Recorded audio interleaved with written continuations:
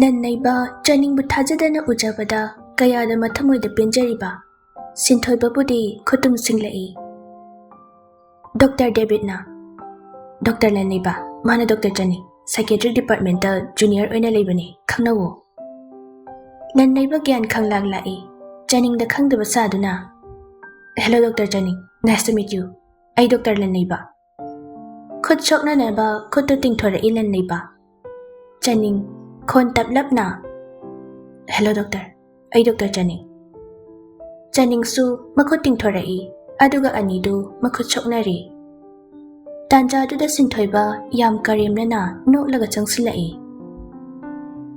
ꯍꯥꯏ doctor Nandeibam ꯅꯇꯥꯎꯕꯨ ꯈꯪꯕꯤꯔꯤꯕ꯭ꯔꯣ?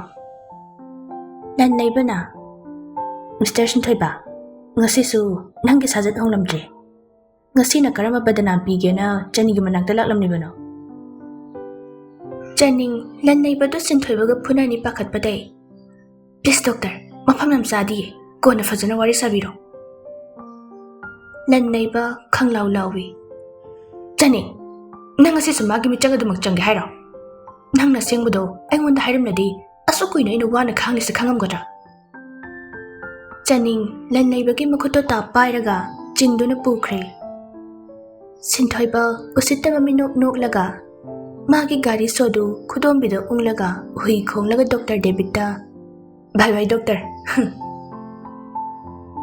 Doctor ꯗꯦꯕꯤꯗ ꯇꯧꯔꯤꯕꯁꯤꯡꯗꯨ ꯃꯀꯣꯛ ꯉꯥꯎꯔꯦ꯫ ꯃꯥꯗꯤ ꯁꯨꯞꯅꯇꯪꯒꯤ Nandeibamꯕꯨ ꯆꯥꯅꯤꯡꯗ ꯏꯟꯇ꯭ꯔꯣ ꯇꯧꯕꯅꯤ ꯑꯗꯨꯒ ꯆꯥꯅꯤꯡꯅ Nandeibam ꯆꯤꯡꯗꯨꯅ ꯄꯨꯈꯤꯕꯗꯨꯗ ꯉꯛꯅ ꯂꯦꯞꯇꯨꯅ ꯂꯩꯍꯧꯔꯦ꯫ ꯑꯁꯣꯝꯗꯅ Nandeibam ꯁꯥꯎꯅ ꯆꯥꯅꯤꯡ ꯉꯁꯤꯁꯨ ꯅꯪ ꯃꯥꯒꯤ ꯃꯤꯆꯪ ꯆꯪꯂꯤꯕ ꯅꯠꯇ꯭ꯔꯣ? ꯅꯪꯅ ꯑꯩ ꯅꯨꯡꯁꯤꯔꯤꯕꯁꯦ ꯀꯩꯗ ꯅꯨꯡꯁꯤꯔꯤꯅꯣ ꯆꯥꯅꯤꯡ? ꯑꯩ ꯈꯪꯗꯦ ꯅꯪꯒꯤ ꯋꯥꯈꯜꯁꯦ ꯀꯔꯤꯕꯨ ꯈꯜꯂꯤꯕꯅꯣ ꯑꯩ ꯂꯥꯝꯕ ꯉꯝꯗꯦ꯫ ꯆꯥꯅꯤꯡ ꯋꯥꯔꯧꯕ ꯋꯥꯉꯥꯡꯗ ꯑꯁꯨꯛ ꯀꯨꯏꯕ ꯃꯇꯝꯁꯦ ꯃꯤꯆꯜꯒꯨꯝ ꯂꯣꯠꯄꯤꯔꯨꯔꯒ ꯑꯩꯉꯣꯟꯗ ꯑꯗꯨꯃꯥꯏꯅ ꯍꯥꯏꯔꯤ ꯀꯩꯒꯤꯅꯣ? ꯑꯩꯅ ꯀꯌꯥꯝ ꯀꯞꯈꯤ ꯀꯌꯥꯝ ꯋꯥꯈꯤ ꯍꯥꯏꯕ ꯅꯪꯅ ꯎꯕꯤꯗꯅ ꯆꯠꯈꯤꯕ ꯅꯠꯇ꯭ꯔꯣ? ꯉꯁꯤꯗ ꯃꯤꯠꯃꯥꯡꯁꯤꯗ ꯂꯦꯞꯄꯤꯔꯒ ꯑꯆꯨꯝꯕ ꯁꯥꯕꯤꯔꯅꯨ꯫ ꯑꯗꯨꯕꯨ ꯍꯥꯏꯕ ꯃꯇꯝꯗꯨꯗ ꯅꯪꯅ ꯑꯁꯦꯡꯕ ꯋꯥꯔꯤꯁꯤꯡꯗꯣ ꯑꯩꯉꯣꯟꯗ ꯍꯥꯏꯔꯝꯂꯕꯗꯤ ꯅꯪꯁꯨ ꯑꯩꯁꯨ ꯋꯥꯔꯝꯒꯗ꯭ꯔꯥ? ꯄꯨꯝꯅꯃꯛꯁꯦ ꯅꯪꯅ ꯄꯨꯛꯆꯦꯜ ꯆꯦꯄꯤ ꯑꯣꯏꯕꯗꯩ ꯊꯣꯛꯏꯕ ꯉꯥꯛꯇꯅꯤ꯫ ꯋꯥꯐꯝꯗꯣ ꯑꯩꯅ ꯈꯪꯂꯝꯂꯕꯗꯤ ꯏꯕꯥꯅꯤꯃꯛ ꯁꯨꯝꯅ ꯋꯥꯔꯝꯒꯗ꯭ꯔꯥ? ꯆꯥꯅꯤꯡ ꯃꯄꯨꯛꯅꯤꯡ ꯅꯨꯡꯁꯤꯅ ꯑꯩꯗꯤ ꯉꯁꯤ ꯐꯥꯎꯕ ꯀꯞꯂꯤꯕꯅꯤ Nandeibam ꯆꯥꯅꯤꯡꯅ Nandeibamꯕꯨ ꯃꯤꯀꯨꯞ ꯑꯁꯤ ꯐꯥꯎꯕ ꯏꯅꯥꯛꯇ ꯁꯣꯏꯗꯅ ꯍꯜꯂꯛꯈꯤꯅꯤ ꯈꯟꯅ ꯉꯥꯏꯔꯤꯌꯦ꯫ ꯏꯊꯟꯇ ꯁꯤꯟꯊꯣꯏꯕꯒꯤ ꯃꯤꯠꯌꯦꯡ ꯃꯅꯨꯡꯗ ꯆꯟꯈꯤꯗꯅꯕ ꯍꯣꯠꯅꯕꯗ ꯑꯩ ꯀꯌꯥꯝ ꯋꯥꯈꯤ ꯅꯪ ꯈꯪꯕ꯭ꯔꯥ?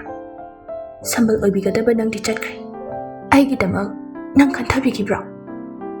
ꯍꯣꯏ ꯑꯩꯁꯨ ꯄꯨꯛꯆꯦꯜ ꯄꯤꯛꯄꯤ ꯑꯣꯏꯈꯤ ꯃꯔꯝꯗꯤ ꯑꯩ ꯅꯨꯄꯤꯅꯤ ꯑꯩ ꯇꯁꯦꯡꯅ ꯀꯔꯤ ꯇꯧꯒꯗꯕꯅꯣ ꯏꯁꯥꯅ ꯈꯪꯈꯤꯗꯦ꯫ ꯄꯨꯝꯅꯃꯛꯁꯦ ꯇꯣꯜꯂꯕꯤ ꯅꯨꯄꯤ ꯍꯥꯏꯕꯤꯗꯨ ꯑꯣꯏꯔꯨꯕꯅ ꯑꯩ ꯑꯣꯞꯁꯟ ꯂꯩꯈꯤꯗꯕꯅꯤ꯫ ꯆꯥꯅꯤꯡꯗꯨ ꯃꯃꯤꯠꯇꯩ ꯃꯄꯤ ꯇꯥꯅ ꯀꯞꯂꯛꯏ꯫ Nandeibamꯗꯨ ꯆꯥꯅꯤꯡꯒꯤ ꯃꯤꯠꯀꯤ ꯄꯤꯗꯨ ꯇꯩꯊꯣꯛꯄꯤꯔꯒ ꯁꯦ ꯀꯞꯂꯅꯨ ꯑꯩꯅ ꯂꯥꯟꯕ ꯉꯥꯛꯇꯅꯤ ꯑꯩꯅ ꯅꯨꯄꯥ ꯊꯣꯛꯇꯕꯩꯅꯤ ꯅꯪꯅ ꯋꯥꯔꯤꯁꯦ꯫ ꯉꯁꯤ ꯑꯩꯅ ꯋꯥꯁꯛꯂꯤꯕꯁꯤꯅꯤ ꯅꯪꯕꯨ ꯑꯃꯨꯛ ꯍꯟꯅ Nandeibamꯅ ꯀꯞꯍꯜꯂꯔꯣꯏꯌꯦ꯫ ꯉꯁꯤ ꯅꯪꯅ ꯗꯣꯛꯇꯔ ꯑꯣꯏꯗꯨꯅ ꯂꯩꯔꯝꯕꯁꯦ ꯑꯩꯗꯤ ꯄꯨꯡꯉꯛ ꯉꯛꯈ꯭ꯔꯦ ꯄꯨꯛꯅꯤꯡꯁꯤꯗ ꯌꯥꯝꯅ ꯅꯨꯡꯉꯥꯏꯕ ꯑꯃꯁꯨ ꯄꯣꯛꯏ꯫ ꯆꯥꯅꯤꯡꯁꯨ ꯀꯞꯂꯤ ꯀꯞꯂꯤ ꯁꯨꯠ ꯁꯨꯠ ꯇꯧꯗꯨꯅ ꯅꯪꯁꯨ ꯗꯣꯛꯇꯔ ꯑꯣꯏꯗꯨꯅ ꯑꯩꯒꯤ ꯃꯥꯡꯗ ꯂꯦꯞꯄꯛꯄꯁꯤꯗ ꯍꯔꯥꯎꯕ ꯅꯨꯡꯉꯥꯏꯕꯅ ꯂꯣꯏꯈ꯭ꯔꯦ Nandeibam ꯄꯨꯝꯅꯃꯛꯁꯦ ꯏꯁꯣꯔꯅ ꯑꯩꯈꯣꯏꯒꯤꯗꯃꯛ ꯐꯅꯕ ꯁꯤꯟꯕꯤꯈ꯭ꯔꯕ ꯉꯥꯛꯇꯅꯤ ꯈꯜꯂꯁꯦ꯫ Nandeibam ꯐꯥꯒꯤ ꯇꯧꯔꯛꯏ ꯅꯪ ꯅꯨꯄꯥꯒꯗꯤ ꯀꯣꯏꯗꯦꯀꯣ ꯑꯩ ꯂꯩꯇ꯭ꯔꯤꯉꯩꯗ? ꯆꯥꯅꯤꯡ ꯅꯣꯛꯂꯗꯨꯅ ꯑꯩꯗꯤ ꯅꯪꯗꯧꯅ ꯅꯃꯤꯠ ꯌꯥꯝꯖꯗꯤꯌꯦ ꯅꯪꯗꯤ ꯁꯤꯟꯊꯣꯏꯕ ꯀꯤꯗꯅ ꯆꯦꯟꯕꯗꯣ ꯃꯤꯀꯤ ꯊꯤꯅꯦ ꯅꯪꯗꯤ꯫ ꯋꯥꯗꯨ ꯍꯥꯏꯔꯝꯂꯒ ꯆꯥꯅꯤꯡꯗꯨ ꯆꯦꯟꯈ꯭ꯔꯦ꯫ Nandeibam ꯂꯥꯎꯍꯧꯏ ꯍꯩ ꯉꯥꯏꯈꯣꯅꯦ ꯑꯉꯥꯎꯕꯤ ꯗꯣꯛꯇꯔ ꯅꯪ ꯅꯝꯕꯔ ꯄꯤꯔꯝꯃꯣ꯫ ꯁꯤꯟꯊꯣꯏꯕ ꯏ ꯀꯥꯈꯤꯕꯅ ꯃꯀꯣꯛꯇꯨ ꯄꯨꯕ ꯉꯝꯗꯗꯨꯅ ꯌꯨ ꯊꯛꯂꯤ꯫ ꯀꯤꯔꯟꯅ ꯌꯨ ꯍꯩꯔꯤ꯫ ꯁꯤꯟꯊꯣꯏꯕ ꯑꯁꯦꯡꯕ꯭ꯔꯣ? Nandeibamꯒ ꯆꯥꯅꯤꯡꯒ ꯗꯣꯛꯇꯔ ꯄꯨꯟꯅ ꯑꯣꯏꯈ꯭ꯔꯗꯤ ꯊꯨꯡꯅꯈ꯭ꯔꯅꯤ ꯌꯥꯔꯔꯣꯏꯕꯨ ꯁꯤꯟꯊꯣꯏꯕꯅ ꯋꯥꯔꯤ ꯂꯤꯕꯗꯒꯤ ꯀꯤꯔꯟ ꯈꯪꯂꯤꯕꯅꯤ. ꯁꯤꯟꯊꯣꯏꯕ ꯌꯨ ꯉꯥꯎꯅ ꯉꯥꯎꯅ ꯈꯣꯟꯒ ꯐꯥꯏꯈꯩ ꯀꯤꯔꯟꯗ "ꯑꯍꯩ ꯃꯤꯅꯥꯏ ꯃꯆꯥ, ꯅꯪ ꯌꯨ ꯂꯤꯛꯂꯤꯁꯤꯅ ꯊꯣꯝꯃꯧꯔꯥ? ꯆꯥꯅꯤꯡꯗꯣ ꯅꯟꯅꯩꯕꯅ ꯀꯣꯏꯔꯁꯨ ꯑꯩꯅ ꯂꯧꯗꯣꯏꯅꯤ. ꯂꯣꯏꯔꯦ ꯋꯥ." ꯀꯤꯔꯟ ꯇꯨꯃꯤꯟꯅ "ꯑꯁ, ꯅꯨꯄꯤꯁꯤꯅ ꯁꯤ ꯌꯧꯅ ꯄꯥꯝꯕꯤꯗ꯭ꯔꯁꯤꯕꯨ ꯑꯗꯨꯝ ꯂꯧꯅꯤ. ꯄꯨꯔꯥ ꯂꯦꯗꯔ ꯐꯦꯁꯅꯤ." ꯁꯤꯟꯊꯣꯏꯕ ꯃꯈꯥ ꯇꯥꯔꯛꯏ. "ꯑꯩ ꯑꯗꯨꯗ ꯑꯝꯇ ꯈꯪꯗꯦ. ꯌꯦꯜꯂꯛꯑꯗꯤ ꯍꯥꯠꯇꯣꯛꯈꯤꯕ. ꯋꯥꯔꯤ ꯂꯣꯏꯔꯤꯁꯤꯗ. ꯗ ꯑꯦꯟ. ꯂꯟꯂꯩꯕ ꯍꯥꯠꯇꯣꯛꯈ꯭ꯔꯒꯦ ꯀꯣ." ꯋꯥꯗꯨ ꯍꯥꯏꯔꯒ ꯃꯥꯒꯤ ꯅꯣꯡꯃꯩꯗꯨ ꯇ꯭ꯔꯤꯒꯔ ꯆꯤꯡꯏ ꯑꯗꯨꯒ ꯐꯨꯛ ꯍꯧꯒꯠꯂꯤ. ꯁꯤꯟꯊꯣꯏꯕ ꯌꯨ ꯉꯥꯎꯕꯩ ꯍꯥꯏꯔꯪ ꯍꯥꯏꯔꯪ "ꯀꯤꯔꯟ, ꯅꯪ ꯉꯥꯛ ꯂꯩꯔꯝꯃꯣ. ꯑꯩ ꯂꯟꯂꯩꯕ ꯍꯥꯠꯇꯣꯛꯑꯒ ꯆꯅꯤꯡ ꯉꯁꯤ ꯆꯠꯂꯛꯑꯒꯦ. ꯌꯨꯝꯗ ꯆꯥꯛ ꯍꯦꯜꯍꯜꯂꯝꯃꯣ. ꯏꯃꯥꯗ ꯇꯝꯃꯣ." ꯀꯤꯔꯟꯗꯨ ꯁꯤꯟꯊꯣꯏꯕꯅ ꯅꯣꯡꯃꯩ ꯄꯥꯏꯕꯗꯨꯗ ꯆꯪꯁꯤꯟꯗꯨꯅ ꯈꯥꯝꯕꯁꯨ ꯉꯝꯗ꯭ꯔꯦ. ꯁꯤꯟꯊꯣꯏꯕ ꯂꯥꯎꯔ ꯂꯥꯎꯔꯒ ꯃꯥꯒꯤ ꯒꯥꯔꯤꯗꯨ ꯊꯧꯔꯒ ꯆꯠꯈ꯭ꯔꯦ. ꯀꯤꯔꯟ ꯄꯥꯈꯠꯅ "ꯑꯁ, ꯑꯁꯤ ꯁꯣꯅꯣꯁꯦ ꯌꯨ ꯊꯛꯑꯒ ꯁꯨꯃꯥꯏꯅ ꯇꯧꯕꯁꯦ ꯇꯧꯅꯣꯅ ꯍꯥꯏꯕꯅꯤ ꯐꯅꯌꯥꯝ. ꯃꯤ ꯃꯆꯥꯗꯣ ꯑꯃꯨꯛ ꯍꯥꯠꯂꯗꯅꯀꯣ. ꯑꯩꯕꯨ ꯃꯃꯥꯗ ꯐꯣꯟ ꯇꯧꯍꯧꯕꯅ ꯆꯨꯝꯗꯣꯏꯔꯥ ꯈꯪꯗ꯭ꯔꯦꯗ." ꯀꯤꯔꯟ ꯃꯥꯒꯤ ꯐꯣꯟꯗꯣ ꯍꯥꯡꯂꯒ ꯁꯤꯟꯊꯣꯏꯕꯒꯤ ꯃꯃꯥ ꯁꯤꯇꯜꯗ ꯀꯣꯜ ꯇꯧꯔꯛꯏ. ꯁꯤꯇꯜ ꯊꯨꯅꯃꯛ ꯄꯥꯏꯔꯛꯏ. "ꯍꯜꯂꯣ, ꯀꯤꯔꯟ, ꯀꯩꯗꯧꯔꯦ?" "ꯏꯃꯥ, ꯗꯥ ꯁꯤꯟꯊꯣꯏꯕꯗꯣ ꯍꯤꯗꯥꯛ ꯈꯔ ꯉꯥꯎꯈ꯭ꯔꯦ." "ꯑꯗꯨꯕꯨ ꯀꯩꯗꯧꯔꯒꯦ? ꯑꯗꯨꯝ ꯉꯥꯎ ꯂꯩꯔꯕꯅꯤ. ꯃꯄꯥ ꯅꯥꯏ, ꯍꯣꯁꯄꯤꯇꯥꯜꯗ ꯂꯩꯔꯤꯕꯁꯦ ꯂꯥꯛꯇꯈꯩ ꯇꯧꯔꯁꯅꯨ ꯃꯥꯏ ꯑꯄꯥꯝꯕ." "ꯑꯗꯨꯏ ꯅꯠꯇꯦꯃꯤ, ꯌꯨ ꯊꯛꯑꯒ ꯋꯥ ꯃꯌꯥꯝ ꯍꯥꯏꯔꯝꯂꯒ ꯁꯥꯎꯔꯒ ꯃꯤ ꯍꯥꯠꯀꯅꯦꯅ ꯆꯠꯈ꯭ꯔꯦ. ꯈꯥꯝꯒꯗꯕꯁꯨ ꯃꯥꯏ ꯂꯥꯏꯁꯦꯟꯁ ꯒꯟꯗꯣ ꯀꯤꯗꯅ ꯉꯝꯍꯧꯗ꯭ꯔꯦ. ꯃꯥꯗꯤ ꯌꯨ ꯉꯥꯎꯔꯗꯤ ꯃꯀꯣꯛ ꯆꯥꯛꯑꯦ." "ꯑꯩꯗꯤꯕꯀꯣ ꯀꯔꯤ ꯅꯨꯡꯒꯤꯅꯣ ꯍꯥꯏꯕꯗꯣ ꯏꯍꯦꯛ ꯌꯧꯔꯦ ꯑꯩ. ꯀꯅꯥꯗꯅꯣ ꯃꯥꯅ ꯁꯥꯎꯔꯤꯕꯣ? ꯀꯩꯒꯤꯅꯤ ꯍꯥꯏꯒꯦ?" ꯀꯤꯔꯟ ꯐꯤꯡꯂꯞꯅ "ꯆꯥꯅꯤꯡ ꯀꯧꯕꯤ ꯅꯨꯄꯤ ꯑꯃꯁꯨ ꯗꯥ ꯁꯤꯟꯊꯣꯏꯕꯅ ꯋꯥꯔꯤꯗ ꯄꯜꯂꯦ. ꯑꯗꯣ ꯃꯥꯅ ꯍꯥꯠꯀꯅꯦꯅ ꯆꯠꯈ꯭ꯔꯤꯁꯤꯅ ꯂꯟꯂꯩꯕ ꯍꯥꯏꯌꯦ ꯏꯃꯥ." "ꯀꯔꯤ ꯍꯥꯏꯕ? ꯂꯟꯂꯩꯕ ꯍꯥꯏꯕ? ꯑꯁ, ꯃꯥꯡꯕ ꯇꯥꯔꯦ ꯇꯧꯔꯤꯁꯦ. ꯀꯤꯔꯟ, ꯅꯪ ꯐꯣꯟꯗꯣ ꯊꯝꯃꯣ. ꯑꯗꯨꯒ ꯃꯥꯒꯤ ꯅꯝꯕꯔꯗꯣ ꯇ꯭ꯔꯦꯛ ꯇꯧꯔꯒ ꯃꯇꯨꯡ ꯏꯜꯂꯣ. ꯑꯗꯨꯒ ꯄꯥꯎ ꯐꯥꯎꯔꯛꯑꯣ ꯏꯃꯥꯗ." ꯋꯥꯗꯨ ꯍꯥꯏꯔꯒ ꯐꯣꯟ ꯊꯝꯈ꯭ꯔꯦ ꯁꯤꯇꯜꯗꯣ. ꯀꯤꯔꯟꯅ "ꯑꯩꯗꯤꯕ ꯊꯕꯛ ꯄꯥꯅꯕ꯭ꯔꯕꯨ ꯁꯤꯐꯝ ꯅꯥꯐꯝ ꯈꯪꯂꯣꯏꯗꯧꯔꯤ. ꯁꯤꯒꯤ ꯀ꯭ꯔꯦꯛꯁꯦ ꯁꯦꯟꯅꯕꯗ. ꯑꯁ, ꯑꯗꯨꯗꯤ GPS ꯇ꯭ꯔꯦꯛ." ꯋꯥ ꯉꯥꯡꯅ ꯉꯥꯡꯅ ꯀꯤꯔꯟꯗꯨ ꯒꯥꯔꯤ ꯃꯆꯥ ꯑꯃ ꯏꯟꯊꯣꯛꯂꯒ ꯊꯧꯈ꯭ꯔꯦ. ꯁꯤꯟꯊꯣꯏꯕꯒꯤ ꯇꯨꯡ ꯏꯟꯅꯈ꯭ꯔꯦ. ꯍꯣꯁꯄꯤꯇꯥꯜꯅꯤ. ꯁꯤꯇꯜꯅ ꯇꯧꯐꯝ ꯆꯥꯐꯝ ꯈꯪꯗꯅ ꯀꯣꯏꯆꯠ ꯆꯠꯄꯗꯨ ꯃꯄꯨꯔꯣꯏꯕ ꯄ꯭ꯔꯇꯥꯞꯅ ꯎꯏ. ꯇꯞꯅ ꯍꯪꯂꯛꯏ. "ꯁꯤꯇꯜ, ꯀꯩꯗꯧꯔꯦ? ꯀꯅꯥꯅꯣ ꯐꯣꯟ ꯇꯧꯔꯛꯂꯝꯃꯤꯗꯣ? ꯁꯤꯟꯊꯣꯏꯕ ꯀꯔꯤ ꯇꯧꯔꯦ ꯍꯥꯏꯕꯅꯣ? ꯑꯩꯉꯣꯟꯗ ꯁꯦꯡꯅ ꯇꯝꯃꯣ." "ꯇꯥꯃꯣ, ꯅꯪ ꯄꯨꯛꯆꯦꯜ ꯄꯤꯛꯃꯜꯂꯤ. ꯉꯁꯤꯗꯤ ꯃꯆꯤꯟ ꯃꯅꯥꯎ ꯍꯣꯠꯅꯒꯗꯧꯔꯦ. ꯇꯥꯃꯣ, ꯅꯪ ꯋꯥꯈꯜ ꯈꯔ ꯊꯦꯟꯃꯜꯂꯤ." "ꯀꯔꯤꯅꯣ ꯁꯤꯇꯜ ꯅꯪꯅ ꯍꯥꯏꯔꯤꯗꯨꯕꯣ? ꯑꯩꯕꯨ ꯒ꯭ꯌꯥꯟ ꯇꯥꯍꯜꯂꯣ." "ꯑꯩ ꯏꯆꯦ ꯔꯇꯅꯥꯒ ꯇꯥꯃꯣꯅ ꯑꯣꯐꯤꯁꯇꯒꯤ ꯋꯥꯟꯊꯔꯛꯑꯦ ꯍꯥꯏꯕ ꯅꯨꯃꯤꯠꯇꯣ ꯑꯩꯒ ꯎꯅꯔꯨꯏꯌꯦ. ꯇꯥꯃꯣ, ꯏꯆꯦꯗꯣ ꯌꯥꯝ ꯀꯞꯄꯛꯑꯦ. ꯂꯟꯂꯩꯕꯗꯣ ꯇꯥꯃꯣꯒꯤ ꯑꯁꯦꯡꯕ ꯏꯅꯤ, ꯃꯤꯒꯤ ꯅꯠꯇꯤꯌꯦ. ꯅꯨꯄꯤ ꯑꯣꯏꯕꯤ ꯑꯩꯈꯣꯏꯁꯦ ꯌꯥꯝ ꯇꯣꯜꯂꯤ. ꯈꯣꯡꯐꯝ ꯃꯆꯥ ꯑꯃ ꯁꯣꯏꯕꯗ ꯕꯗꯅꯥꯝꯒꯤ ꯀꯣꯝꯗ ꯑꯗꯨꯃꯛ ꯄꯨꯊꯩ. ꯆꯤꯡꯈꯠꯄꯤꯅꯕꯗꯤ ꯂꯩꯇꯦ, ꯅꯣꯛꯁꯤꯟꯕꯤꯅꯕꯗꯤ ꯋꯥꯠꯇꯦ." ꯄ꯭ꯔꯇꯥꯞ ꯅꯨꯡꯉꯥꯏꯇꯅ "ꯁꯤꯇꯜ, ꯑꯩꯅ ꯁꯣꯏꯈ꯭ꯔꯕ꯭ꯔꯥ?" "ꯁꯣꯏ, ꯌꯥꯝ ꯁꯣꯏꯌꯦ. ꯉꯁꯤꯗꯤ ꯄ꯭ꯔꯕꯤꯟꯒꯤ ꯃꯆꯥꯅꯨꯄꯤ ꯆꯥꯅꯤꯡꯒꯤꯗꯃꯛ ꯃꯆꯤꯟ ꯃꯅꯥꯎ ꯍꯣꯠꯅꯒꯗꯧꯔꯦ. ꯇꯥꯃꯣ, ꯃꯤꯠ ꯄꯦꯟꯅ ꯌꯦꯡꯕꯤꯔꯣ." ꯁꯤꯇꯜ ꯀꯞꯇꯨꯅ ꯂꯩ. "ꯑꯣ, ꯑꯩꯁꯦ ꯀꯌꯥꯗ ꯋꯥꯈꯜ ꯊꯦꯜꯂꯕꯅꯣ. ꯑꯩꯁꯦ ꯈ꯭ꯋꯥꯏꯗꯒꯤ ꯃꯇꯤꯛ ꯆꯥꯗꯕ ꯃꯄꯥꯅꯤ. ꯑꯩꯅ ꯃꯤꯋꯥ ꯂꯧꯔꯨꯕꯗꯒꯤ ꯉꯁꯤꯗꯤ ꯏꯈꯨꯠꯁꯤꯅ ꯑꯅꯧꯕ ꯒꯨꯔꯨꯈꯦꯇ꯭ꯔꯒꯤ ꯂꯟꯖꯥꯎ ꯑꯃ ꯃꯩꯔꯤ ꯆꯨꯈꯠꯂꯕꯀꯣ." ꯄ꯭ꯔꯇꯥꯞ ꯀꯞꯄꯛꯏ. ꯁꯤꯇꯜ ꯒ꯭ꯌꯥꯟ ꯈꯪꯂꯛꯂꯛꯏ. ꯃꯥꯒꯤ ꯕꯦꯒꯇꯒꯤ ꯔꯇꯅꯥꯒ ꯎꯅꯕ ꯅꯨꯃꯤꯠꯇ ꯄꯤꯔꯝꯕ ꯔꯇꯅꯥꯒꯤ ꯚꯤꯖꯤꯇꯤꯡ ꯀꯥꯔꯠꯇꯨ ꯄꯨꯊꯣꯛꯂꯒ ꯃꯥꯒꯤ ꯐꯣꯟꯗꯨꯗ ꯅꯝꯕꯔꯗꯨ ꯅꯝꯂꯒ ꯀꯣꯜ ꯇꯧꯔꯛꯏ. "ꯍꯜꯂꯣ, ꯀꯅꯥ ꯑꯣꯏꯕꯤꯔꯕꯅꯣ?" ꯁꯤꯇꯜ パꯈꯠꯅ "ꯏꯆꯦ, ꯑꯩꯅꯦ, ꯁꯤꯇꯜꯅꯦ. ꯏꯆꯥ ꯂꯟꯂꯩꯕꯕꯨ ꯌꯨꯝꯗ ꯂꯩꯕ꯭ꯔꯥ? ꯃꯥꯗꯤ ꯍꯣꯁꯄꯤꯇꯥꯜꯗ ꯅꯥꯏꯠ ꯗ꯭ꯌꯨꯇꯤ ꯇꯥꯈ꯭रिꯌꯦ." Kari hospital da no iche mana lady se sida kaidabu yaurage rims da ni inaw oh adudi aisu tamunga han pukhat ba numit tagi rims da lady phare icha da ai thirurage wa do hairaga phone kakre Ratana pakhalai kaidabu yaur janu ne oh tamosu hospital da lady ba adudi Nandeibam pudi mana soidana masak khangani school da ukhibanina as gari thoklaga ba ai hospital da thuna chattaba yadre Ratana modu kauduna hospital tana lai Nandeibam da call tawi aduba Nandeibam di duty tawringai magi phone da off thamme aduna switch off laire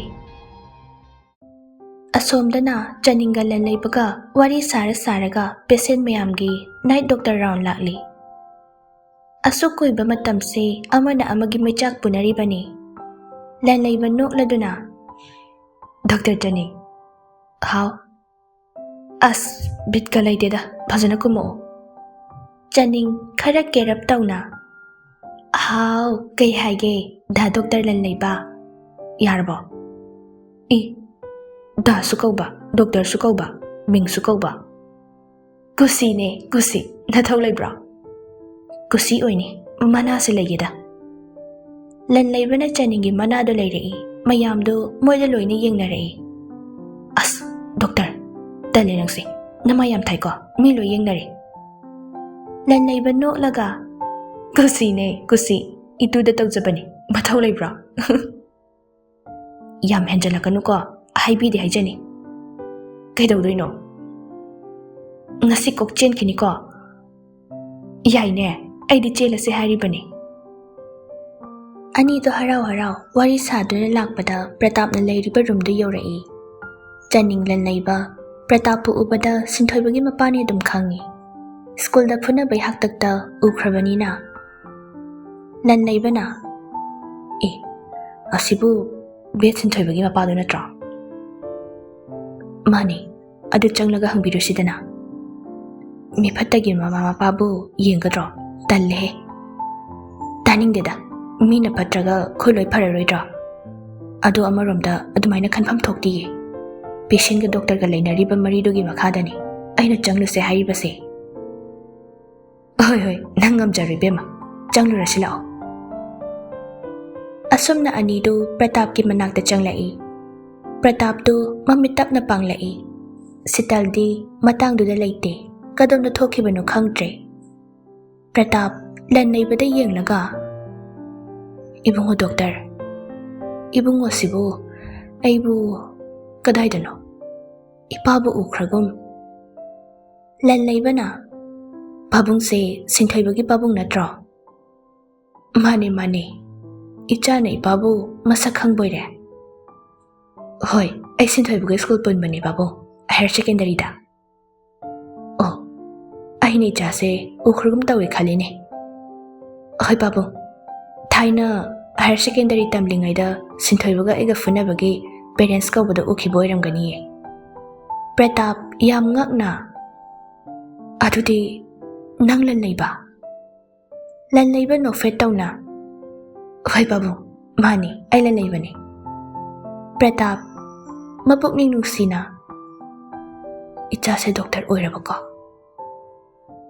Nandeibam di kari sukhangba nate hoi babu adu babu nachamukti yengjage doctor na piramba che singdo amta pibiro Pratap machagi masakto ubada mamitta ira chele oh ngasidi ichana aibu layeng bigadorabako Ratana nangna kaya dawana apa yaudana icha sibu yoklamgaba punsigi soikraba iral amana ngasidi onsinduna charakle khangba ngamdre Ratana mapukningda kappi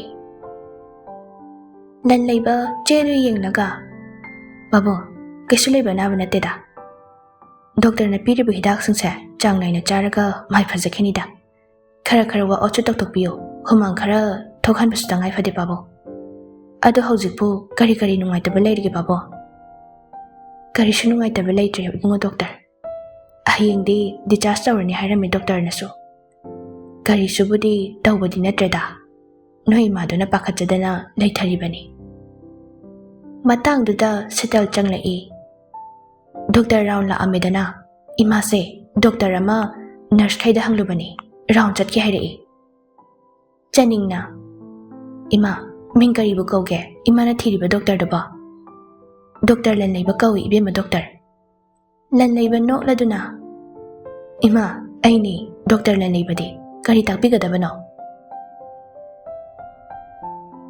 Sheetal ꯃꯆꯥꯕꯨ ꯎꯕꯗ ꯍꯔꯥꯎꯖꯩ ꯏꯆꯥ ꯑꯣꯏꯔꯦꯀꯣ doctor ꯂꯟꯂꯩꯕ ꯍꯥꯏꯔꯤꯕꯁꯦ 이자세 온ꯊꯣꯛꯅ ꯅꯨꯡꯁꯤꯈ꯭ꯔꯦꯗ ꯑꯩꯈꯣꯏꯁꯦ ꯁꯤꯟꯊꯣꯏꯕꯒꯤ ꯑꯄꯣꯛꯄ ꯑꯄꯣꯛꯄꯤꯅꯤ ꯍꯣꯏ ꯏꯃꯥ ꯈꯪꯉꯤ ꯅꯆꯥꯁꯨ ꯑꯗꯨꯅ ꯆꯪꯖꯔꯛꯂꯤꯕꯅꯤ ꯄ꯭ꯔꯇꯥꯞ ꯐꯣꯡꯅ ꯀꯞꯇ꯭ꯔꯕꯁꯨ ꯃꯊꯃꯣꯏꯗꯤ ꯀꯥꯏꯔꯤ ꯁꯤꯇꯜꯗ ꯌꯦꯡꯂꯛꯏ ꯁꯤꯇꯜ ꯃꯄꯨꯔꯣꯏꯕꯒꯤ ꯃꯤꯠꯌꯦꯡ ꯈꯪꯉꯤ ꯉꯁꯤꯗꯤ ꯃꯆꯥꯕꯨ ꯎꯖꯕꯗ ꯀꯌꯥꯗꯤ ꯅꯨꯡꯉꯥꯏꯔꯕ ꯇꯥꯟꯖꯥꯗꯨꯗ ꯁꯤꯇꯜꯗ ꯀꯤꯔꯟꯒꯤ ꯀꯣꯜ ꯂꯥꯛꯏ ꯁꯤꯇꯜ ꯄꯥꯈꯠꯅ ꯀꯤꯔꯟ ꯁꯤꯟꯊꯣꯏꯕꯗꯨ ꯀꯗꯥꯏꯗ ꯂꯩꯔꯦ ꯀꯤꯔꯟ ꯐꯤꯡꯅ ꯏꯃꯥ ꯗꯥ ꯁꯤꯟꯊꯣꯏꯕꯗꯣ ꯔꯤꯝꯁ ꯍꯣꯁꯄꯤꯇꯥꯜꯗ ꯆꯪꯈ꯭ꯔꯦ ꯄꯥꯕꯨꯡꯒꯤ ꯃꯅꯥꯛꯇꯔꯗꯤ ꯈꯪꯗꯤꯌꯦ ꯋꯥꯗꯨ ꯉꯥꯡꯕ ꯂꯣꯏꯗ꯭ꯔꯤꯉꯩ ꯁꯤꯟꯊꯣꯏꯕ ꯌꯧꯁꯤꯜꯂꯛꯏ ꯑꯗꯨꯒ ꯂꯟꯂꯩꯕꯕꯨ ꯀꯧꯔꯛꯏ ꯂꯟꯂꯩꯕ ꯂꯟꯂꯩꯕ ꯐꯠ ꯂꯥꯎꯅ ꯑꯣꯟꯊꯣꯔꯛꯏ ꯁꯤꯟꯊꯣꯏꯕꯗ ꯃꯤꯀꯨꯞꯇꯨꯗ ꯁꯤꯟꯊꯣꯏꯕ ꯃꯥꯒꯤ ꯂꯥꯏꯁꯦꯟꯁ ꯒꯟꯗꯨꯅ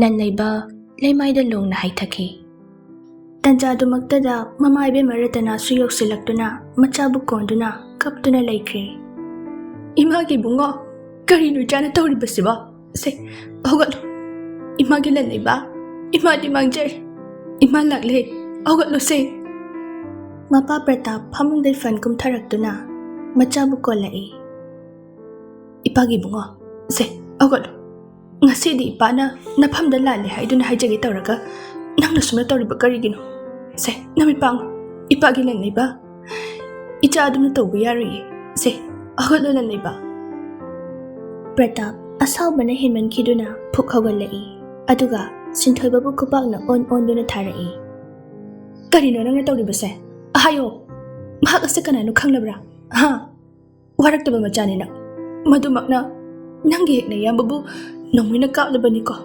ꯁꯤꯟꯊꯣꯏꯕ ꯑꯣ ꯄꯨꯝꯅꯃꯛꯁꯦ ꯑꯩꯅ ꯄꯥꯡꯗꯕꯗꯒꯤ ꯊꯣꯛꯈꯤꯕꯅꯤꯀꯣ ꯁꯤꯟꯊꯣꯏꯕ ꯃꯈꯨꯠꯇ ꯄꯥꯏꯔꯝꯕ ꯅꯣꯡꯃꯩꯗꯨ ꯂꯩꯕꯥꯛꯇ ꯇꯥꯈ꯭ꯔꯦ ꯃꯄꯥꯒꯤ ꯋꯥꯗꯨ ꯇꯥꯕꯗ ꯋꯥꯍꯪ ꯀꯌꯥꯅ ꯃꯍꯥꯛꯀꯤ ꯃꯀꯣꯛꯇ ꯌꯨꯝꯂꯛꯏ ꯀꯔꯤ ꯑꯩꯒꯤ ꯌꯦꯛꯅꯕ ꯂꯟꯂꯩꯕꯕꯨ ꯑꯩꯒꯤ ꯏꯌꯥꯝꯕ ꯍꯥꯏꯌꯨ ꯄꯥꯕꯨꯡ ꯃꯇꯧ ꯀꯔꯝꯅ ꯂꯟꯂꯩꯕꯁꯦ ꯑꯩꯒꯤ ꯏꯌꯥꯝꯕ ꯑꯣꯏꯔꯤꯕꯅꯣ ꯅꯣꯏꯒꯤ ꯋꯥꯁꯤ ꯀꯩꯅꯣ ꯄꯥꯕꯨꯡ ꯁꯦꯡꯅ ꯑꯩꯕꯨ ꯒ꯭ꯌꯥꯟ ꯑꯃꯨꯛꯇ ꯇꯥꯍꯟꯕꯤꯌꯨ ꯑꯩꯕꯨ ꯃꯌꯥꯝꯕ ꯍꯥꯠꯄ ꯑꯔꯖꯨꯟ ꯑꯣꯏꯍꯟꯕꯤꯒꯅꯨ ꯄꯥꯕꯨꯡ ꯁꯤꯇꯜ ꯀꯞꯅ ꯀꯞꯅ ꯁꯤꯟꯊꯣꯏꯕ ꯋꯥꯔꯤ ꯀꯣꯟꯅ ꯈꯪꯉꯨ ꯅꯌꯥꯝꯕꯁꯦ ꯑꯃꯨꯛꯇ ꯀꯟꯅꯕ ꯇꯧꯁꯦ ꯄꯨꯝꯅꯃꯛꯁꯦ ꯅꯄꯥꯅ ꯐꯠꯇꯕꯗꯒꯤ ꯊꯣꯛꯂꯤꯕꯅꯤ ꯆꯅꯤꯡ ꯂꯟꯂꯩꯕꯒꯤ ꯏ ꯊꯣꯛꯄꯗꯨ ꯃꯈꯨꯠꯅ ꯃꯦꯟꯗꯨꯅ ꯀꯞꯄꯛꯏ ꯂꯟꯂꯩꯕ ꯌꯥꯝ ꯋꯥꯅ ꯆꯅꯤꯡ ꯗꯥ ꯂꯟꯂꯩꯕ ꯅꯪ ꯀꯩꯁꯨ ꯇꯧꯔꯣꯏꯌꯦ ꯁꯦ ꯋꯥ ꯉꯥꯡꯒꯅꯨ ꯋꯥ ꯉꯥꯡꯂꯕꯗꯤ ꯌꯥꯝ ꯋꯥꯔꯅꯤꯌꯦ ꯍꯣꯁꯄꯤꯇꯥꯜꯒꯤ ꯃꯤꯑꯣꯏ ꯆꯪꯅꯔꯛꯇꯨꯅ ꯂꯟꯂꯩꯕꯕꯨ ꯑꯣꯄꯔꯦꯁꯟ ꯊꯤꯌꯦꯇꯔꯗ ꯄꯨꯁꯤꯟꯈ꯭ꯔꯦ ꯑꯣꯄꯔꯦꯁꯟ ꯍꯧꯈ꯭ꯔꯦ ꯃꯈꯣꯏ ꯄꯨꯝꯅꯃꯛ ꯑꯣꯇꯤꯒꯤ ꯃꯄꯥꯟꯗ ꯂꯦꯞꯇꯨꯅ ꯁꯣꯏꯗ ꯉꯥꯝꯗꯅꯕ ꯏꯁꯣꯔ ꯈꯨꯔꯨꯝꯖꯔꯛꯏ ꯔꯇꯅꯥ ꯃꯆꯥꯕꯨ ꯀꯧꯗꯨꯅ ꯑꯗꯨꯃꯛ ꯀꯞꯇꯨꯅ ꯂꯩꯔꯤ ꯆꯅꯤꯡꯅ ꯔꯇꯅꯥꯕꯨ ꯀꯣꯟꯕꯤꯔꯤ ꯄ꯭ꯔꯇꯥꯞꯁꯨ ꯅꯤꯡꯉꯝꯗꯕꯒꯤ ꯃꯩꯅ ꯆꯥꯛꯂꯛꯂꯤ ꯉꯥꯏꯍꯥꯛ ꯂꯩꯔꯒ ꯗꯣꯛꯇꯔ ꯑꯃ ꯍꯥꯊꯨ ꯍꯥꯊꯨ ꯊꯣꯔꯛꯏ ꯃꯌꯥꯝ ꯀꯔꯤꯒꯨꯝꯕ ꯑꯃꯠꯇ ꯍꯥꯏꯖꯒꯦ ꯗꯣꯛꯇꯔ ꯂꯟꯂꯩꯕꯒꯤ ꯏꯁꯦ ꯀꯥ ꯍꯦꯟꯅ ꯆꯠꯈ꯭ꯔꯦ ꯑꯣꯄꯔꯦꯁꯟꯒꯤ ꯏ ꯗꯔꯀꯥꯔ ꯑꯣꯏꯔꯤ ꯈ꯭ꯋꯥꯏ ꯂꯨꯔꯤꯕꯗꯤ ꯕ꯭ꯂꯗ ꯕꯦꯡꯛꯇꯁꯨ ꯗꯣꯛꯇꯔꯒꯤ ꯕ꯭ꯂꯗ ꯒ꯭ꯔꯨꯞꯁꯦ ꯐꯪꯗ꯭ꯔꯦ ꯄ꯭ꯔꯇꯥꯞ ꯄꯥꯈꯠꯅ ꯍꯥꯏꯕꯤꯌꯨ ꯗꯣꯛꯇꯔ ꯏꯆꯥꯒꯤ ꯕ꯭ꯂꯗ ꯒ꯭ꯔꯨꯞꯁꯦ ꯀꯔꯤꯅꯣ ꯃꯄꯥꯅ ꯄꯤꯕ ꯌꯥꯗꯕ꯭ꯔꯥ ꯍꯥꯏꯕꯤꯌꯨ ꯗꯣꯛꯇꯔ ꯑꯣ ꯄꯣꯖꯤꯇꯤꯚꯅꯦ ꯑꯊꯨꯕꯗ ꯆꯥꯅꯕ ꯌꯥꯎꯔꯗꯤ ꯑꯝꯇ ꯊꯧꯔꯥꯡ ꯇꯧꯕꯤꯌꯨ ꯑꯇꯩ ꯕ꯭ꯂꯗ ꯒ꯭ꯔꯨꯞꯇꯤ ꯑꯣ ꯄꯣꯖꯤꯇꯤꯚꯀ ꯆꯥꯅꯗꯦ ꯈꯔ ꯊꯨꯕꯤꯔꯣ ꯄ꯭ꯔꯇꯥꯞ ꯌꯥꯝ ꯐꯤꯡꯅ ꯗꯣꯛꯇꯔ ꯑꯩꯁꯨ ꯑꯣ ꯄꯣꯖꯤꯇꯤꯚꯅꯦ ꯑꯩꯉꯣꯟꯗꯒꯤ ꯂꯧꯕꯤꯔꯣ ꯍꯣꯏ ꯄꯥꯕꯨꯡ ꯑꯊꯨꯕꯤꯗ ꯇꯦꯁ ꯇꯧꯔꯒ ꯑꯝꯇ ꯊꯧꯔꯥꯡ ꯇꯧꯁꯦ ꯑꯁꯨꯝꯅ ꯄ꯭ꯔꯇꯥꯞꯅ ꯏ ꯄꯤꯅꯕ ꯆꯪꯈ꯭ꯔꯦ ꯂꯟꯂꯩꯕꯒꯤ ꯑꯣꯄꯔꯦꯁꯟ ꯃꯈꯥ ꯆꯠꯊꯔꯤ ꯇꯥꯟꯖꯥꯗꯨꯗ ꯄ꯭ꯔꯕꯤꯟꯁꯨ ꯃꯆꯥ ꯆꯅꯤꯡꯅ ꯄꯥꯎ ꯄꯤꯕꯗꯒꯤ ꯂꯥꯛꯂꯦ ꯂꯟꯂꯩꯕꯒꯤ ꯃꯙꯧ ꯃꯕꯦꯟꯁꯨ ꯌꯧꯔꯛꯂꯦ ꯃꯁꯨꯒꯤ ꯄꯥꯎꯗꯨ ꯇꯥꯕꯗ ꯀꯞꯇꯨꯅ ꯂꯩꯈ꯭ꯔꯦ ꯑꯍꯜ ꯑꯅꯤꯗꯣ ꯁꯤꯟꯊꯣꯏꯕ ꯃꯃꯥ ꯁꯤꯇꯜꯗ ꯋꯥꯔꯧꯕ ꯋꯥꯉꯥꯡꯗ ꯍꯥꯏꯔꯛꯏ꯫ ꯏꯃꯥ, ꯀꯔꯤꯅꯣ ꯅꯣꯏꯅ ꯑꯩꯉꯣꯟꯗ ꯆꯜꯂꯤꯕ ꯄꯥꯎꯈꯨꯝꯁꯦ? ꯁꯦꯡꯅ ꯑꯝꯇꯗꯤ ꯍꯥꯏꯕꯤꯌꯨ꯫ ꯂꯟ ꯂꯩꯕꯕꯨ ꯑꯩꯒꯤ ꯏꯌꯥꯝꯕ ꯃꯇꯧ ꯀꯔꯝꯅ ꯑꯣꯏꯔꯤꯕꯅꯣ? ꯍꯥꯏꯌꯨ ꯏꯃꯥ꯫ ꯁꯤꯟꯊꯣꯏꯕ, ꯃꯥꯡꯗ ꯂꯦꯞꯂꯤꯕ ꯂꯟ ꯂꯩꯕꯒꯤ ꯃꯃꯥꯁꯦ ꯅꯪꯒꯤ ꯃꯃꯥꯆꯧꯅꯤ꯫ ꯅꯪꯒꯤ ꯄꯥꯕꯨꯡꯅ 이한 ꯍꯥꯟꯅ ꯂꯧꯔꯝꯕ ꯅꯪꯒꯤ ꯅꯃꯥꯅꯤ꯫ ꯅꯄꯥꯕꯨꯡꯅ ꯋꯥꯈꯜ ꯊꯦꯟꯕ ꯊꯧꯗꯣꯛ ꯈꯔ ꯂꯩꯈꯤꯕꯅ ꯅꯌꯥꯝꯕ ꯂꯟ ꯂꯩꯕꯒ ꯅꯃꯥꯍꯟꯒ ꯏꯟꯊꯣꯛꯄꯤꯈꯤꯕꯅꯤ꯫ ꯑꯗꯨꯒ ꯑꯩꯒ ꯅꯪꯒꯤ ꯄꯥꯕꯨꯡꯒ ꯑꯃꯨꯛ ꯂꯨꯍꯣꯡꯗꯨꯅ ꯅꯪꯕꯨ ꯐꯪꯖꯈꯤꯕꯅꯤ꯫ ꯄꯨꯝꯅꯃꯛꯁꯦ ꯅꯪꯒꯤ ꯄꯥꯕꯨꯡꯅ ꯊꯣꯛꯍꯟꯈꯤꯕꯅꯤ ꯁꯤꯟꯊꯣꯏꯕ꯫ ꯁꯤꯟꯊꯣꯏꯕ ꯋꯥꯔꯤꯗꯨ ꯇꯥꯕꯗ ꯃꯃꯤꯠꯇꯒꯤ ꯃꯄꯤ ꯏꯔꯥ ꯂꯦꯞꯄ ꯂꯩꯇꯅ ꯆꯤꯟꯊꯔꯛꯏ꯫ ꯑꯣ ꯏꯃꯥ, ꯅꯣꯏꯁꯦꯁꯨ ꯌꯥꯝ ꯐꯠꯇ꯭ꯔꯤꯁꯦ ꯀꯩꯒꯤꯅꯣ? ꯑꯩꯁꯦ ꯅꯣꯏꯅ ꯐꯠꯇꯕꯒꯤ ꯃꯍꯩꯅ ꯑꯩꯒꯤ ꯍꯦꯛ ꯏꯌꯥꯝꯕꯕꯨ ꯅꯣꯡꯃꯩꯅ ꯀꯥꯞꯂꯕꯅꯤ꯫ ꯃꯌꯥꯝꯕꯕꯨ ꯈꯨꯠ ꯊꯥꯕ ꯉꯝꯕ ꯁꯥꯅꯤ ꯁꯥ, ꯑꯩꯗꯤ ꯁꯥ꯫ ꯑꯩꯁꯦ ꯀꯌꯥꯗ ꯐꯠꯇ꯭ꯔꯕꯅꯣ? ꯃꯃꯥꯆꯧ, ꯑꯩ ꯌꯥꯝ ꯂꯥꯜꯂꯦ꯫ ꯑꯩꯕꯨ ꯑꯃꯨꯛꯇ ꯉꯥꯛꯄꯤꯌꯨ꯫ ꯉꯁꯤꯗ ꯅꯠꯇꯦ, ꯍꯦꯛ ꯍꯧꯕꯗꯒꯤ ꯑꯩꯅ ꯏꯌꯥꯝꯕꯒꯤ ꯃꯐꯝꯗ ꯏꯔꯥꯜ ꯀꯌꯥ ꯂꯪꯖꯗꯨꯅ ꯂꯥꯛꯂꯕꯅꯤ꯫ ꯃꯃꯥꯆꯧ, ꯑꯩꯕꯨ ꯑꯃꯨꯛꯇ ꯉꯥꯛꯄꯤꯌꯨ꯫ ꯔꯇꯅꯥꯒꯤ ꯈꯣꯡꯗ ꯇꯨꯖꯔꯛꯏ ꯁꯤꯟꯊꯣꯏꯕꯗꯣ꯫ ꯏꯆꯥ ꯂꯥꯟꯗꯤꯌꯦ, ꯂꯥꯜꯂꯤꯕꯗꯤ ꯃꯇꯤꯛ ꯆꯥꯗ꯭ꯔꯕ ꯅꯃꯥ ꯅꯄꯥ ꯑꯩꯈꯣꯏ꯫ ꯏꯆꯥ ꯂꯥꯟꯗꯦ ꯁꯤꯟꯊꯣꯏꯕ, ꯏꯆꯥ ꯂꯥꯟꯗꯦ꯫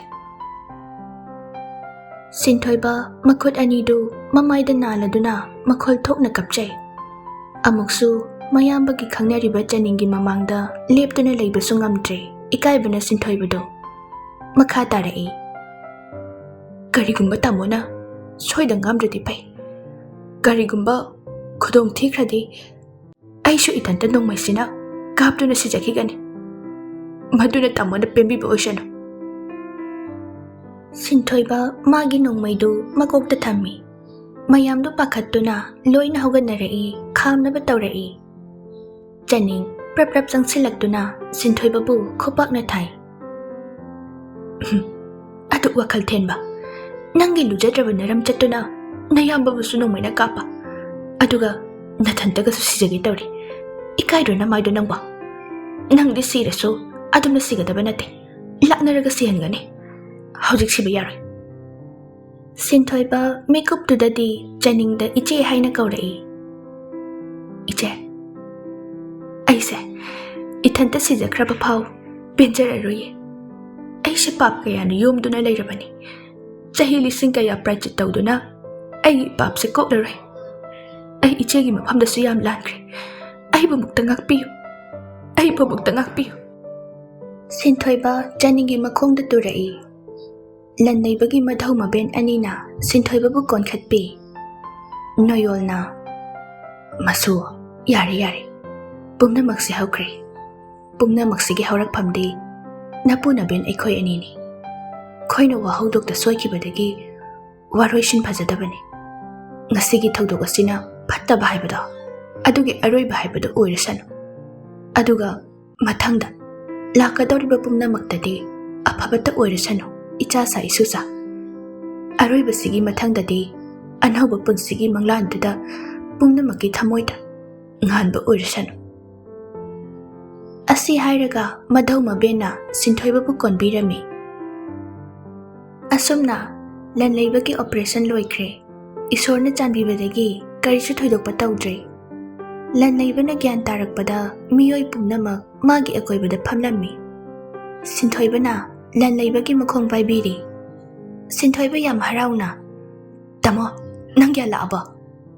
ꯅꯅꯥꯎꯅ ꯌꯥꯝ ꯂꯥꯟꯈ꯭ꯔꯦ꯫ ꯑꯩꯕꯨ ꯑꯃꯨꯛꯇ ꯉꯥꯛꯄꯤꯌꯨ꯫ ꯃꯌꯥꯝꯕꯒꯤ ꯃꯈꯨꯠ ꯄꯥꯏꯗꯨꯅ ꯁꯤꯟꯊꯣꯏꯕ ꯍꯤꯛꯅ ꯍꯤꯛꯅ ꯀꯞꯆꯔꯛꯏ꯫ ꯂꯟꯂꯩꯕ ꯇꯧꯔꯤꯕꯁꯤꯡꯁꯦ ꯒ꯭ꯌꯥꯟ ꯇꯥꯖꯗ꯭ꯔꯤ꯫ ꯃꯃꯥ ꯏꯕꯦꯝꯃ ꯔꯇꯅꯥ ꯃꯆꯥ ꯂꯟꯂꯩꯕꯕꯨ ꯀꯣꯟꯁꯤꯜꯂꯤ, ꯑꯗꯨꯒ ꯇꯞꯅ ꯍꯥꯏꯔꯛꯏ꯫ ꯂꯟꯂꯩꯕ, ꯌꯦꯡꯉꯨꯇꯨ, ꯃꯇꯝ ꯀꯨꯏꯅ ꯅꯪꯒꯤ ꯊꯃꯣꯏꯗ ꯍꯪꯖꯗꯨꯅ ꯂꯥꯛꯂꯕ ꯅꯪꯕꯨ ꯍꯦꯛ ꯄꯣꯛꯄ ꯅꯄꯥꯕꯨꯡꯅꯤ ꯁꯤꯟꯊꯣꯏꯕꯒꯤ ꯄꯄꯥꯁꯦ꯫ ꯑꯗꯨꯒ ꯁꯤꯟꯊꯣꯏꯕꯁꯦ ꯅꯪꯒꯤ ꯍꯦꯛ ꯅꯔꯦꯝꯈꯥꯛꯀꯤ ꯅꯅꯥꯎꯅꯤ꯫ ꯑꯁꯤ ꯍꯥꯏꯗꯨꯅ ꯍꯧꯈ꯭ꯔꯕ ꯋꯥꯔꯤꯁꯤꯡꯗꯨ ꯃꯆꯥꯒꯤ ꯃꯐꯝꯗ ꯂꯤꯔꯛꯏ ꯔꯇꯅꯥ꯫ ꯂꯟꯂꯩꯕ ꯁꯤꯟꯊꯣꯏꯕꯕꯨ ꯃꯅꯥꯎꯅꯤ ꯈꯪꯂꯛꯄ ꯃꯤꯀꯨꯞꯇ ꯆꯦꯠꯅ ꯀꯣꯟꯖꯩ꯫ Pratapna Ipagi bungo Ipana ipu phattabana namana chabu huntokibani Nangi pabungbu ichana mukta ngakpiyone Nandeibam Nandeibam harauba minok ama nokjay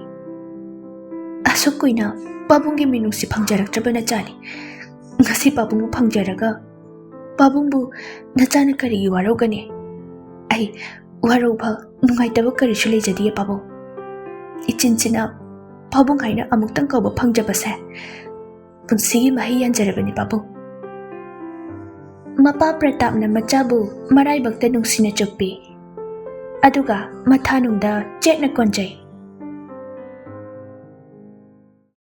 Pratap Pravinda onsilai Sir aina WakhaL thenba misak oirabana sar amadi Ratanagi mafamda yam lankre aibu mukta ngakpiyu Sir Pravin pumnamakse ai asoibu ngaktani makoktagi soiraklaba Pravin nokladuna Sir punsi haibase awaba nungaiba kappa nokpa kayana yomduna chatlibani ai karisu nungaitaba leijade adubu sarna punsida laukiba aranba wafamda achumba nate asengbani Madam Ratana maran leijadabi senglabi mamane lanleibagi aduga sarna lanleibagi nungsiraba mapabu Noyol sanana icha sai susa phare pumnamaki ahal aina langdairage awaba nungaitaba thadoklasiko isu singi tumgi kari tawba haibado khanarasi Pratap harauna Pravinda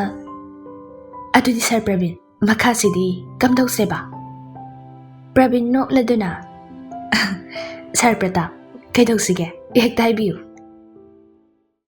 adudi ichalan leibagi nacha chaningbu imam oina nijarage bhakti amakta kachagi jai jai as hekta yathoke dahe yai phare mayamdo hauna nokminai tanjaduda esai tomthin lakle tomthin sinthoibada Mr. Sinthoiba you are under arrest lanlaiba ngakna bhai tomthin aigi naw sinthoibagi maran karigino aingonda nongmina kapagi oiradi mayambana inawbu ngakpikre ai inawbu karisu warauba leitre tomthin nokladuna as bhai aina phagi matemda tawge tawraga mayam pakhatnarambadu walauna amuksu nokminnai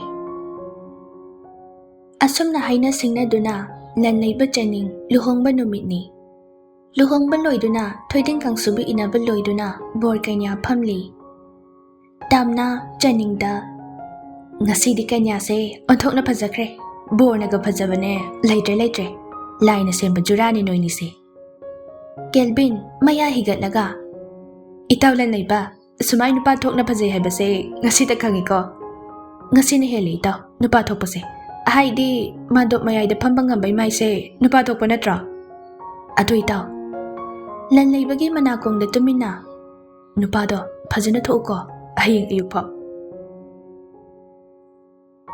tomthinna haibondo chirol faroga tawruranu lao chachi Kelvin na ngai khoda kaina mamanabi mayam sina phubi dana borse sirani ekhoina khara la leibase kan bigise asumna boru tholakle tamna lan leibada oho bordum to phuja hoge asi hairaga lan leibagi namgalda khupakna tharai lan leiba namanduna ayo mayamdu wa launa noi tomthin tamna da onsilaga tamna aida ngai silai ko nai tom tarise nangsu pangchau chaudu WakhaL macham tangkhalo kuina libase ichai su sembada bira thangna bane ai chale tomthin ki wa de tamna du ingak ngakna yengduna lehawi asomdana lalaiba chaningda haifet lona thoklamdai du yenglai tomthinna yareda chasila oni bor nangbo kaina se adum lakani ye kai mangoi horen pen yengnaro mayamda loina chatnakhre chaning su thilaktuna mau anawbigi phijol hangam pal machugi phi matek amana makop kuplaga phamungda phamduna lei lan leibasu hangam pal machugi khudai ama set chaningi manakta tapna phamtharai Janing ikaiduna phi marumdagi lochaduna kumlai. Kai haige. Ai ngodam ti yeng lo se. Kai gi kari no. Ma do ngodon silo. Lan laiba Janingi phisi du tapna haidoi. Janing tapna. Ikai ba haiba se. Na pioi be khoi gi manani. Adubo khangdu dalan leba. As dada dang ko ming do naptrasu. Oi dada. Aduni dana maram yamo ida ai nupise. Nung na marom na nusiriba. Chatho sira khangde dai. Pum ne ekta yot lageda. Injabo mi buchage hai.